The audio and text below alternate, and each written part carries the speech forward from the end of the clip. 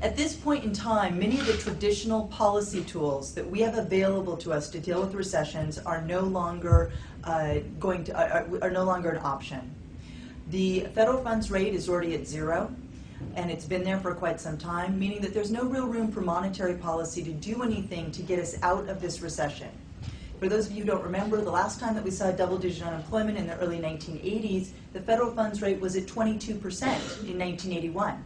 That's a long way to go down, where every few percentage points it lowers the price of mortgages, it lowers the cost of buying a car, so that could create demand and get people out there spending. We don't have that luxury right now. There's very little that can be done to really lower the cost of borrowing to increase demand.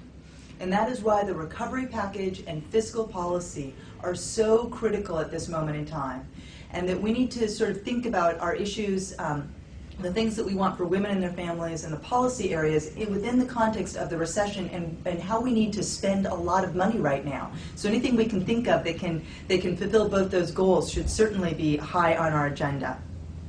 We're going to get the new jobs numbers tomorrow morning, but as of last month, we had lost 4.4 million jobs since the recession began. We're now losing jobs at a pace of 20,000 jobs per day. This problem, I cannot underscore enough how this is an escalating problem. For every person who loses their job, 1 out of every 2 people who loses their job is getting absolutely no unemployment insurance. That person is stopping spending and then becomes a drag on growth, that then they stop spending, which then keeps the cycle going. We continue to be on a downward spiral. We're like a huge snowball rolling down a hill. The job losses in February were the largest one-month loss since 1949. It has been the fastest pace of job losses since the end of World War II, the fastest increase in unemployment since the end of World War II, and at this moment in America, there are more people out of work than there ever have been at any point in time. There's 12.5 million people out of work. And you know, I say this not to scare you, but we need to understand as we're thinking about the policies that we want for the people that we've been working on for decades, we need to understand the broader context. And so that was my job here today, so sorry for being the downer. I would note that 2/3 of the jobs, that 2/3 of the people who are unemployed today are unemployed because they lost a job, so only 1/3 are new labor market entrants or re-entrants.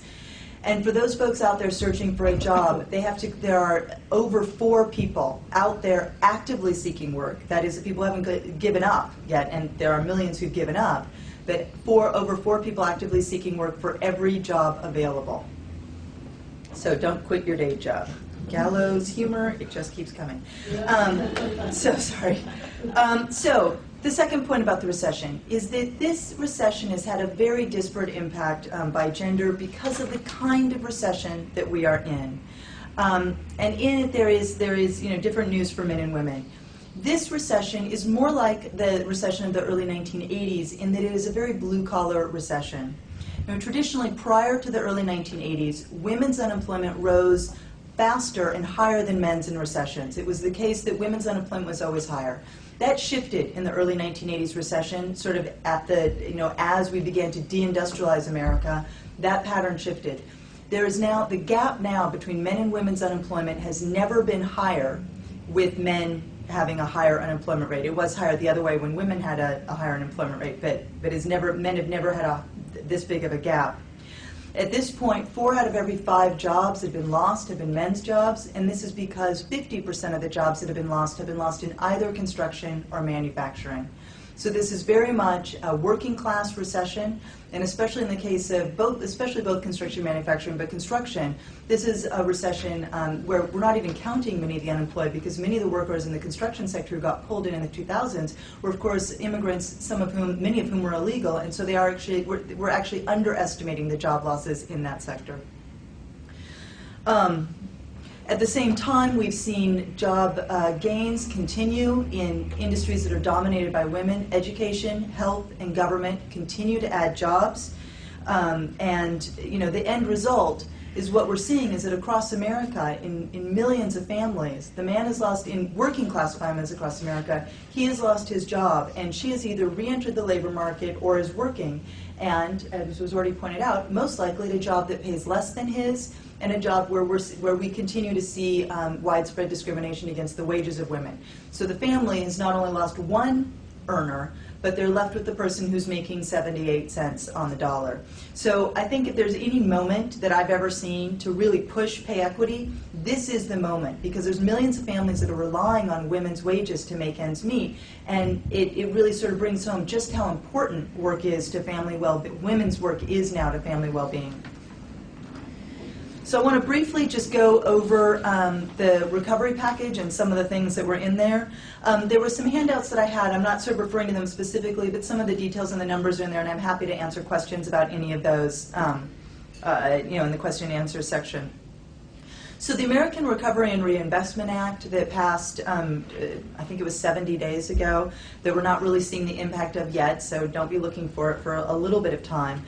I want to just go over where it allocated money. 16% of the money went for help for those most in need, food stamps and safety net programs, unemployment insurance.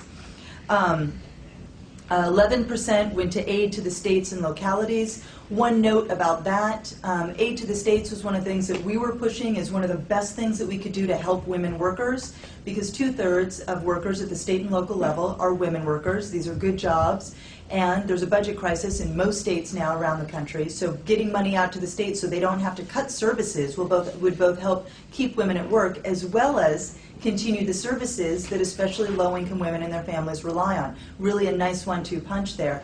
Unfortunately, while the legislation that passed in the House had over $100 billion for aid to the states, the version that came out of the compromise only had $39 billion in aid to the states. If there's one sort of specific policy issue that you want to focus on, that's a nice one, because those states still need the money. It can be spent very quickly, and it does a lot to help women workers keep their jobs, especially if he's lost his job, and to help those families. I'd note that women lost the opportunity to have, most likely saved, over 130,000 jobs because of that cut that came out of the compromise, according to our estimates. Okay, but so then going through, another quarter of the funds are for investments in transportation, utility, healthcare, education, and broadband. And in there, of course, is the money for infrastructure spending. Should note that infrastructure spending is about 12%, 1/8 of the recovery package, yet we've seen almost 25% of the job losses in construction. So the amount of money that we put out there for the recovery package to get those people back to work pales in comparison to the job losses that we've seen. And then 18% goes for green investments. That's awesome. And then 32% is for tax cuts, which is kind of nice, but not so good because it doesn't give you a lot of bang for the buck. If you really want your taxpayer dollar to go far and to help get people back to work, tax cuts is not the way to do it because you get less than $1 back in terms of spending. Okay, those are all my notes there. Okay, and so finally, so I want to sort of close in two things. First of all, while the nearly $800 billion that we put out there with the recovery package was fantastic, I think that given the reality of Washington, it was probably the biggest package that we could pass in the shortest period of time. And so as an economist, and seeing this cascading job loss, it met that goal, and so that's great. Unfortunately, it was probably less than half of what we actually need to close the gap between what our economy is producing and what we have the capacity to produce. And when I say capacity, I mean unemployed people, or people out there in the economy to work. Paul Krugman has said a number of times, so I will give him credit for it, he's sort of said that there is about a $2 trillion output gap in the economy, and we just put $800 billion out there, of which much of which isn't going to be spent this year. It's time delayed over a couple of years. So while it was a big chunk of change, it was very, very difficult to pass. And it sounds like a lot of money. It's not up to the task to actually solve our problem. It's going to help stop that snowball from cascading down the hill, but it's not going to get it back up to the top.